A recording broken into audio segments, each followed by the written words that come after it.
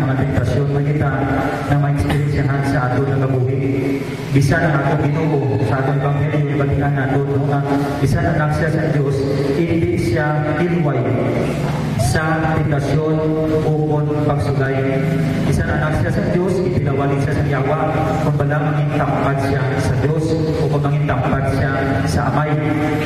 Now, duwa no kabagay ang duwa may tabo sa kabuhi sa atong Ginoo na masiling nato na nakapabilin siya na nangintangpad sa Amay. Ang una, ang iyang pagsakripisyo. No, ang pagsakripisyo niya sa nasiling nato no, sa 40 dias niya dito sa disyerto ko sa Euron.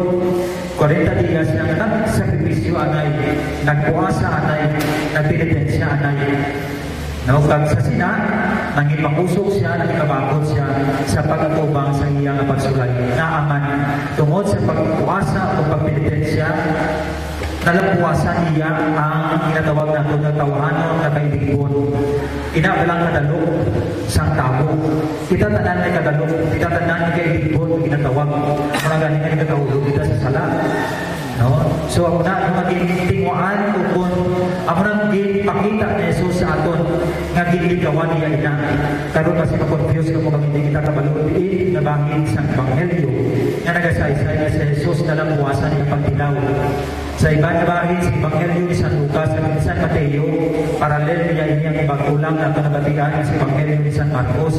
Nasa diin si Jesus, dili 40 days sa disyerto, pero 40 days siya, kagatatlo siya naging tentar sa yawa. Una, ang bato ang kabyuhon sa tinapay. Ikaduwa, bilang anak sa Diyos, no, nasiling ang yawa sa iya nga, iyata ko sa imong bilog na kaharian. Kung magsimba ka sa akon, wala na madala ang atong Ginoo. Ikatatlo, ang tentasyon na bilanya niya atong Diyos. Lukso ka sinalo, malilisig sa templo, lukso ka pa inalo, kay buligan ka sa mga anghel. So, munang tentasyon sa atong Ginoo na agyan man. Hasta sa may ginsay man intentar pa siya nga tani give up niya ang pag-antos, palagiwan niya ang pag-antos. Pero wala niya rin palagiwan, hindi niya badus siya na wala lang ang pamaagi, agod na madaog niya ang yawa, madaog niya ang sala. So diyan mo na, no, nga ang pagsakripisyo sa atong Ginoo, ang iyang pagpenitensya, nagatag siya si pusong kagabakod, agod naman, pabilin siya sa paggugma sa Amay. Ikaduwa mga kautugan, sa Jesus na pabilin na nagpabilin siya ng matinunganon, nangintangpad sa Amay tungod sa iyang pagpalangga sa Amay. Ang gugma sa Amay sa iya, ibasta niya sa pagpalangga. Amoy na, no nga si Jesus, no, wala na sa iban pang kapakitao, kundi ang pagpalangga na lang din sa Amay, kagaligaman ang pagpalangga sa Amay. Ako na naman naging faithful siya, naging tampad siya sa Amay. So sa ato na kauturan challenge, hindi sa ato, kaya ginasiling nato nung ginagugma nato ng Diyos. So kung ginagugma nato ng Diyos, na palangga sa mga kinikanan man, nung ginasiling ka mo, kung palangga ako sa inyong kabataan, kumano niyo ako. Kung palangga niyo kami, tatay ninyo, mga nanay, kung sa amin, nang ginasiling. Kung palangga ninyo kami, ipakita ninyo na pagpalangga sa buhat, hindi sa hambal. So kung para sa aton, kung nagasiling kita ginagugma kita sa Diyos, dapat ipakita ka natin sa atong buhat, no? Hindi man sa hambal. So marano, siguro ang panahon sa isang Kwaresma, panahon hindi na dapat makamarasmas man kita na dapat gali ipakita natin ang atong pagigugma sa Diyos, paagi sa atong pagkamatutong sa iya, kaginagin sa pagsimba. Amen. Magtindog na natin. Karon ato ni Maya ang pagtuo. Nagatuwa ko sa Dios, sa Amay, nagagawa sa tanan. Magbubukas ng langit isang duta. Nagatuwa ko kay Kristo na nabubuo.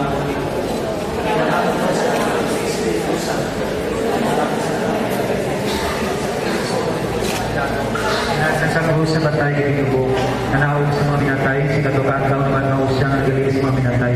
Kumayang sa langit na nagalingkod sa tuo sa Diyos, sa Amay, nagagawa sa tanan. Di kasi ito magarito sa liwan pag-uong sa mga buwiti sa mga minatay. Nagagawa ko sa Espiritu Santo, sa Santa Iglesia Katolika, sa ikaw sa mga santo, sa kapagawaran sa mga sala, sa pagkabanaw sa mga lawas, sa pagkabuhi mula sa katapusan. Amen. Mga utod, mga muy kita sa aton amay nga langit ng sinitiyon sa kasubok at pag-ibig ang humanatiyon sa paglaong at sa pagpasalamat. Para sa manutod na sa Agripino ang gunabatunos ang Diyos niya kabuhi, kag-iinipiton sa kabulanan o walay katapusan, nagapangalama kami, lumlang ang pangamuyo Ginoo. Para sa mulagan ng manutod na sa Agripino ang gunabato niya karoon ng padya sa tanan ng kayuhan, niya nahimo sa nagabuhi pa sa diri sa duta, nagapangalama kami, lumlang ang pangamuyo Ginoo. Para sa pamilya, paryente, kag mga abyan na hindi sila magalipat sa iya isang nangyara na niya lawas sa lulubnan, nagpadami sila ng pangamuyo para siya kaluwasan, nagapangalama kami. Para sa tanan niya nagkalamatay sa iyong pagkaabyan ng mga guminatuog sa kalipag at pagdahit na dayon, nagapangalama kami. O Diyos, kamay sa kaluyo, gutamon utod, mag-usa sa imo simulay katapusan, imuha ang mapabilin kami sa pagigugma na gina sa uling mahinan, daw mapagigulog mo kami sa manutod sa umat at pagigugma. Na pangalan ako ni sa imo pagigay Kristo nga mong Ginoo. Amen. Amen ko kita mo sa dahil sa paghangat.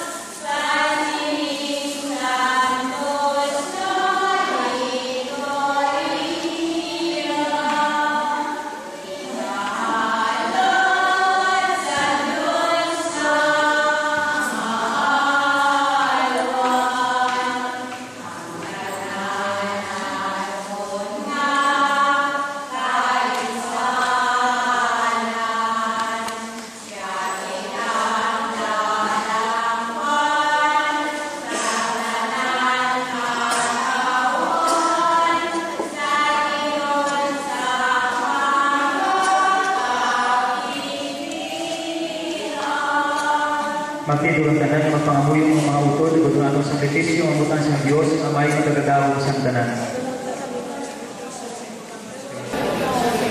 Diyos, makamot sa kalayawan pinansingalan sa ating apustahan sa bubos ng Santa Iglesia.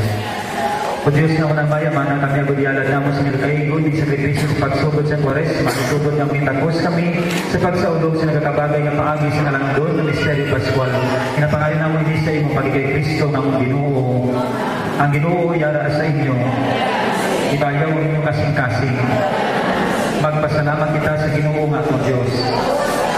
Ako sa langay hindi ko mapustanan sa kaluwasan, kasi ginapo ka sa tanan ni Doog. Magpasalamat kami sa imo, Ginoo Santos namay. Naman na gaway katapusan ng Diyos, pagiging Kristo nga mong Ginoo. Sa siya ulang matakaon sa sulod sa kapatan na adlaw, iyang ipapalaan na panahon sa pagkuasa. Pagi sa pagdaog sa Santong Manog, iyang kami ituluan sa pagbubong sa mga kaibibon. Agon sa matilong at tagipuso na silibrar na mga Misteryo Pascual, diri sa duta, at maghanap naman na walay katapusan ng Pascual sa langit. Nagabot sa mga alas sa mga santos, gaamba kami sa walay untag, sa kalantaw sa may maya nga nagasiling.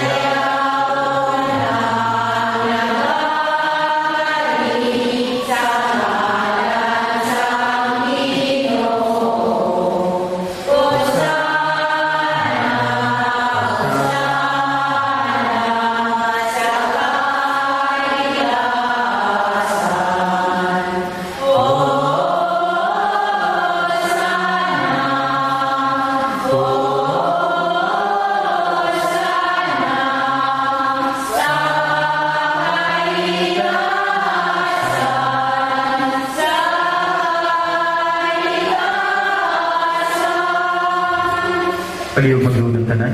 Santos, ikaw at todo pinagtuburan sa nang pagkasantos, yan ay padalang Espiritus sa Santos, hindi mga gulot. Agod na mahimuni para sa amon. Malawas ka gubo sa mga Ginoong Kristo. Sa wala sa gitugyan sa kamatayon, naging batos kinabuhuton. Yaging kuha ang ipamyakya at tinapay nga nagapasalamat sa imo. Kagaya hindi panagdag sa nagdudunan ni nagasili. Magwa ka mo tanan ka magkaog sa inyo.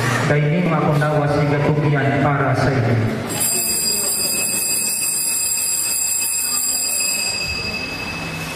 So, buman pagkatapos ng panihapon, ikiwang kalis na nagpasalamat luwag, kagaya hindi palibot sa mga idutunan niya nagasilili. Magwa ka mo tanan na mag-inom sining kalis, kaya mga kalis ang akong dugo. Ang dugo sa bago gabay katapusan ng kasultanan. Ngay kauna para sa inyo, para sa tanan sa kapatawaran sa mga sala. Himuan ninyo hindi sa ako ng dumanan.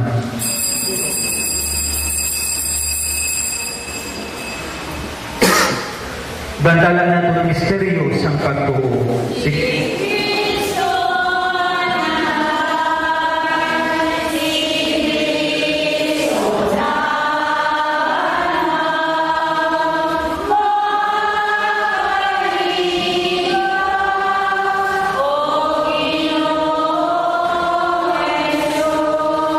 Gano'n may ang minalas na tinapay sa kabuhi ng lingkari sa kaluwasan, sa pagsaulog naman sa dumanan sa pagkamatay, pagkabanhaw sa iyong anak.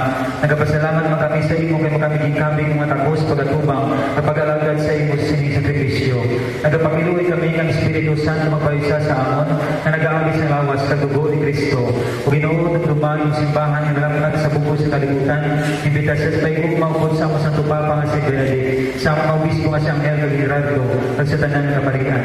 Nang gabangin mo anak, nga si Agripino ng mga tawag sa may kinabuhi, pagis pagpunyak sa iya niya usas siya sa pagkamatay ni Kristo, itugot na may usaman siya sa iyang pagkabanhaw.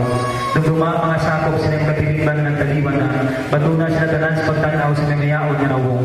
Kaluoy magamingari diri karon nga nagatang po magbaang din namang kabuhi na si katapusan, magdayaw ka magimaya kami sa imo, upod kay Santa Maria Virgen Lois ng Diyos, upod kay San Jose, upod sa mga apostoles, at sa tanan ng mga santos nga nagpamuot sa imo, pagis mo anak na sa Yesu Kristo. Pagi sa iya, upod sa iya, kagdira sa iya, hinatag si mo Diyos ang may magagagahon sa kaisan sa Espiritu Santo, at tanan na dumog kagimaya sa tanan ng mga tuig sa mga katuigan. Mga utod, mga muyo kita sa aton amay sa langit, si may pagtuo, sunaw sa gintudlo ni Yesu Kristo sa aton. Amay namon, nga ka sa langit, pagdayawo ang imangalan, umabot sa pagkikarian, matumay pagduot day sa lutas, lisan sa langit. At anong kami niya sa kanunamo sa patagadlaw, pagpatawanan kami sa mga sala namin. Silingin inapatawad namin ang kasala sa amon, at di mo may padawo sa panulay, ginagawalawason mo kami sa kalaot. Luwason mo kami Ginoo sa tanan ng kalautan, at tayo gimising pagdait sa mga inadlaw. Buligi ka magmaluwas sa gihapon sa sala, at paligo na kami sa tanan ng mga palagigban. Samtang nakapaabot kami sa bulan na adlaw ng mga ginalaupan, na magabalik si Yesu Kristo nga among manluluwas. Ang pagdait sa Ginoo, yaragi ako sa inyo tanan. Mga utuman tagay kamusang pagdait.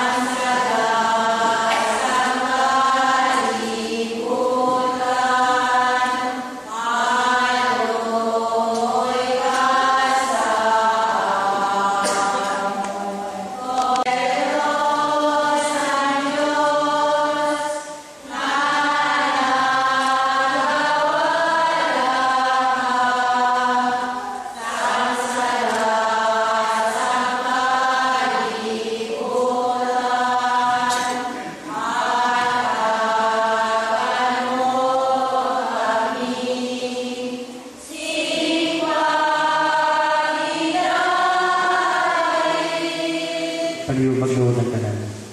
Mga utod at Cordero sa Diyos na nagawalan sa sala sa kalibutan, kulaan kitang ginagda sa pangkete sa Ginoo. Ginoo dili katakos pagbaton sa imo, apang nidang sa pulong kamagang akon ng kalan.